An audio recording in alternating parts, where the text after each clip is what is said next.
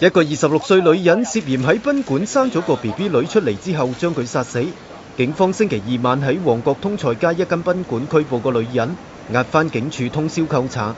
案發嘅賓館位於西洋菜南街。中午12點幾，賓館職員執房，發現一個女嬰浸喺廁所嘅馬桶冇晒知覺。警員同救護員接報到場，個女嬰送院搶救之後證實死亡。現場消息話，個女嬰出世冇幾耐，成個人倒轉，頭部浸落馬桶入邊，身上冇明顯傷痕，懷疑係被監生浸死。稍後會驗屍確定死因。警方喺現場附近帶走一張相信同案件有關、染有血跡嘅膠凳。之後根據租房記錄同閉路電視片段，拘捕個涉案嘅女人。有案發賓館職員話，個女人之前曾經多次同男人嚟租房，相信佢係區內揾食嘅妓女，並且懷疑佢染有毒癮。ONTV 東方電視記者吳樹聰報道。